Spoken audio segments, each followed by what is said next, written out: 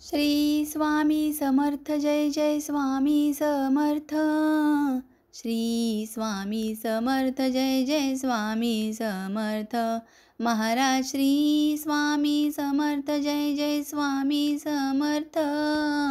सद्गुरु स्वामी समर्थ जय जय स्वामी समर्थ।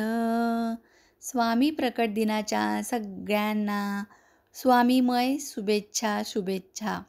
आज आपण स्वामींची अगदी सोपी व सरळ सेवा बघणार आहोत, कारण बऱ्याच जणांच्या मला कमेंट आलेल्या आहेत। बरेच असे ताई दादा आहेत ज्यांना रोजची नित्यसेवा 11 माळी 3 अध्याय रोजचे हे जमत नाहीये। तर मग काय करायचं? मनामध्ये सारख्या या शंका सुरू होतात की आपण जर काहीच नाही केलं तर काय आपल्याला या गोष्टींचं पाप लागणार का? किंवा श्री स्वामी समर्थ असा जप जर आपण मनोमन दिवसभर केला तर चालेल का? स्वामी चरित्र सारामृताचे 3 अध्याय वाचन ही नित्यसेवा रोजच्या रोज जमत नाहीये। वेळेअभावे तुमची स्वामींवर खूप श्रद्धा आहे, दृढ विश्वास आहे, पण सध्याच्या या धावपळीच्या व धकाधकीच्या जीवनात मनासारखा वेळ स्वामी सेवेसाठी देता येत नाहीये। असे प्रश्न तुमचे पण आहेत का? तुम्हालाही या गोष्टींचा जे आहे त्रास होतोय अनेक वेळा, मनोमन न कळत या गोष्टी आपल्याला स्पर्श करून जातात। तर आजचा हा व्हिडिओ तुमच्यासाठीच। मी अर्चना आजच्या नवीन व्हिडिओमध्ये पुन्हा एकदा तुमच्या सगळ्यांचं मनापासून स्वागत करते। स्वामी प्रकट दिनानिमित्त आपण स्वामींची साधी सरळ अलौकिक प्रभावी सेवा बघणार आहोत, कारण स्वामी हे नामाचे भुकेले आहेत। ते म्हणतात, माझं नाव तू सदैव तुझ्या मुखात ठेव, आणि या नावाचा देखील ज्या जे गरजवंत आहे, ज्याला असं आहे की आता कोणताही मार्ग नाही त्याच्यापर्यंत स्वामी नाम हे जरूर पोहोचव।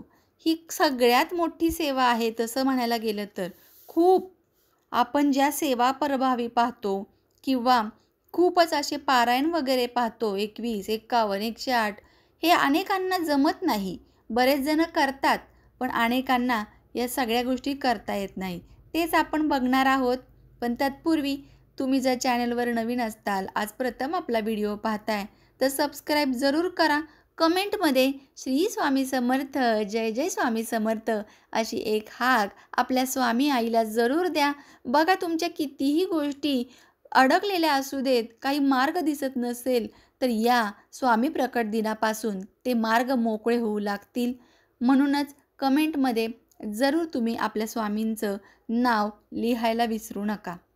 सर्वात आधी पूर्ण दिवसभरातील एक असा वेळ शोधून काढा, कधीही, मग तो स्वामी प्रकट दिन असू दे किंवा नसू दे, साधा दिवस असू दे किंवा गुरुवार असू दे, असं कुठेही सांगितलेलं नाही आहे स्वामींनी। किंवा कोणत्याही देवाचं तुम्ही करताय असं कुठेच म्हटलेलं नाही आहे की तुम्ही व्यवस्थित असा जो हा टाईम आहे त्याच टाईममध्ये करा, नाही। सर्वात आधी बघायचे, संपूर्ण दिवसभरातील एक असा वेळ शोधून काढायचा आहे आपल्याला जो तुमच्या टाईम टेबलमध्ये बसतोय। तो इम्पॉर्टंट असा आपल्याला ॲड करायचा आहे की हे झाल्याशिवाय मी झोपणारच नाही। मनामध्ये एकदम पक्क ठरवायचे। जशा काही गोष्टी, सकाळी डबा करायचा आहे तर अनेक जणी संध्याकाळी तयारी करतात ना, रात्री, नाही सकाळी मला हे नाही केलं तर खूप त्रास होईल, मी हे रात्रीच भाजी वगैरे निवडून झोपते म्हणून। तर त्याच प्रकारे ठरवा ना, काय हरकत आहे थोडा वेळ आपल्या स्वामींसाठी। मग अगदी पहाटेपासून रात्री झोपण्यापर्यंत कोणताही एक वेळ ठरवा। मग त्यानंतर सर्वात आधी आपल्या स्वामींच्या फोटोजवळ येऊन बसायचं, देवाऱ्याजवळ मूर्ती असेल तर तिथे बसायचं आणि शांत मनाने दीर्घ श्वास घ्यायचे। सर्वात अगोदर तुम्ही 4 ते 5 वेळा दीर्घ श्वास घ्या, अगदी पोटापर्यंत खोलवर, आणि मग तो श्वास बाहेर सोडा। मन शांत होतं, दिवसभराची दगदग पूर्ण शांत होती। मग स्वामींच्या फोटोजवळ, मूर्तीजवळ बसा। काहीही दिवा वगैरे लावलाय का नाही वगैरे काही चेक करू नका। असेल तुमच्याकडे तेवढा टाईम तर लगेच दिवा आणि अगरबत्ती लावा। यापुढेच मी तुम्हाला सांगतेच आहे कधी लावायचं आहे ते।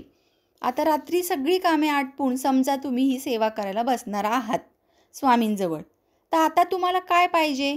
एक फक्त अगरबत्ती लावायची आहे, दिवा तुम्ही लावलात नाही लावलात तरी काय हरकत नाही आहे. ही मनातून आत्म्याची ज्योत तेवढी तेवत असली पाहिजे, प्रखर स्वामीच्या भक्तीसाठी तत्पर असली पाहिजे. आपले स्वामी जसे म्हणतात, अंतःकरणातून मला हाक मार, मी निश्चितच तुझ्यासाठी धावत येईल. त्या अंतःकरणातून आपल्याला अगदी मनापासून स्वामींजवळ कळवळून आर्त हाक देऊन स्वामींना सांगायचं आहे, मन मोकळं करायचं आहे. सर्व काही त्यांना सांगा.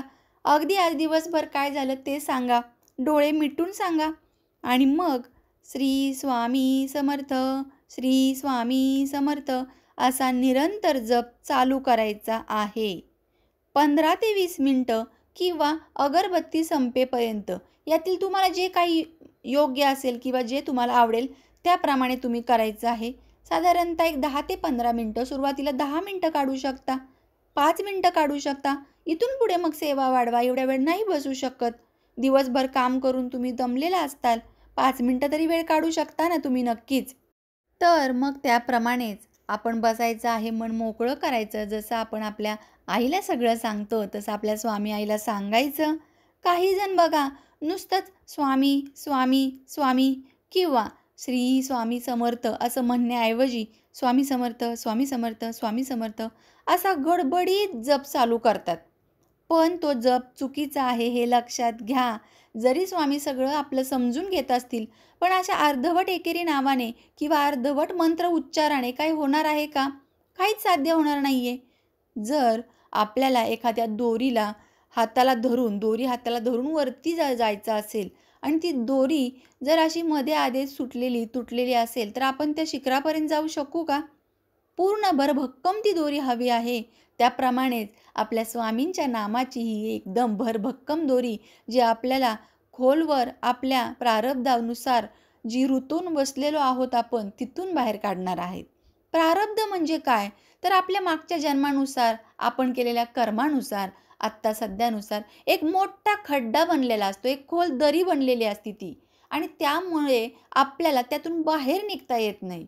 मग आपण म्हणतो मी अमुक सेवा केली, तमुक सेवा केली, पण मनापासून करा. ही जी आहे खोल दरी किंवा हा खड्डा आपल्याला मातीने बुजवायचा आहे.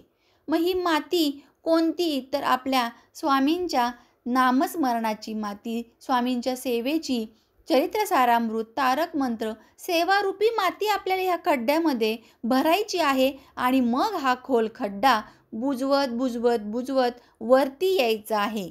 आलं का लक्षात तुम्हाला की का आपल्याला सेवेचं फळ मिळत नाही? पण तेवढ्या आपल्या कर्मानुसार जर खड्डा खोल असेल तर थोडा वेळ तर लागेलच ना. म्हणूनच तुम्ही संयम बाळगून अगदी रोज थोडंसं 5 मिनटं तरी काढून, सुरुवातीला 5 मिनटं, मग 10 मिनटं असा टाईम वाढून 15 मिनटापर्यंत स्वामी नामस्मरण जरूर करा. एकदम शांत मनाने हा जप करायचा आहे.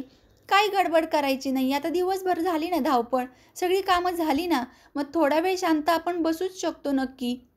मोबाईलवर बघण्यापेक्षा, तिथे झोपून मोबाईल हातात घेण्यापेक्षा थोडा वेळ स्वामींपाशी बसूया. तर अशा प्रकारे हा जप तुम्ही एकदम शांत गतीने करायचा आहे. काही मोजायची आवश्यकता नाही आहे. 108 झाले का जप, किंवा 2 माळा झाल्या, 3 माळा झाल्या, अजिबात नाही. आणि त्यानंतर उठण्यापूर्वी आपलं नामस्मरण झालं की खाली पडलेली जी विभूती आहे ती स्वतःला लावायची, घरातील सगळ्यांना लावायची, घरभर व घराबाहेर ही विभूतीची फुंकर मारावी. आणि आता ही सेवा करताना कधी कधी राहून गेली तर गडबडून गोंधळून जाऊ नका, ते देखील तुम्हाला सांगते. कारण मनात आहे ना कोणतेही वाईट विचार आणायचे नाही आहेत. अजिबात येऊ देऊ नका असे विचार.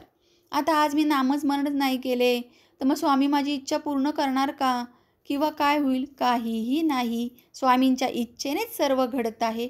त्यांची इच्छा आहे म्हणून तुम्ही स्वामींचं नामस्मरण करत आहात. त्यांचं नाम आपल्या मुखामध्ये येत आहे. म्हणूनच स्वामी सांगतात ना, निशंक हो, निर्भय हो. त्याप्रमाणेच आपण अगदी बिनधास्त आनंदी राहायला शिकायचं. आणि अडचणींना, संकटांना सुद्धा असा प्रश्न पडला पाहिजे की अरे बापरे, मी याच्या आयुष्यात त्रास देऊन सुद्धा हा व्यक्ती इतका खुश आणि समाधानी, शिवाय आनंदी कसा काय बरं आहे? आता माझी जागा इथे नाही, मी इथून दुसऱ्या ठिकाणी जाणंच योग्य, असं ते दुःख आणि संकट म्हणेल. लक्षात ठेवा, जेव्हा आपण आपल्या चिंता अडचणी वारंवार बोलतो, कुणाला तरी सांगत असतो, कुणाजवळ तरी सांगत असतो रडगाणं आपलं, तर त्या समस्यांचा अर्थ असा होतो की त्यांना वाटतं खूप चांगलं, हा माझा किती लाड करतोय, किती मला अंजरून गोंजरून मीठ मसाला लावून आपलं दुःख इतरांना शेअर करतोय. अरे वा, मग ते दुःख काही संपत नाही. म्हणून तुम्हाला हे सांगणं आहे माझं मनापासून अगदी कळवळून. अनेक स्वामी भक्तांपर्यंत आजचा हा व्हिडिओ पोहोचवा. आजचा प्रकट दिन असा साजरा होऊ दे, जरी प्रकट दिनानंतर तुम्ही हा व्हिडिओ पाहताय तरी स्वामींच्या सेवेसाठी कोणताही दिवस टाईम वेळ बघण्याची गरज नाही. आणि सगळ्यांना कळू दे नेमका काय अर्थ आहे नामस्मरणाचा आणि काय आहे हा प्रारब्धरूपी खड्डा कसा भरायचा आहे, आपल्या चिंता अडचणी काय अशा उघडायच्या की नाही उघडायच्या. कधी वेळ निघून गेली आणि तुम्हाला हे कळलं तर याला काही अर्थ राहणार नाही. ही देखील एक स्वामी सेवा आहे. हा आपला व्हिडिओ जास्तीत जास्त शेअर करा, जेणेकरून पुढच्या वेळेस मला देखील अशा चांगल्या प्रकारे तुम्हाला स्वामी सेवा सांगायला खूप छान, उत्साही आणि आनंदी वाटेल. चला तर मग पुन्हा भेटूया अशाच नवीन माहितीसोबत. तोपर्यंत सर्वांना श्री स्वामी समर्थ.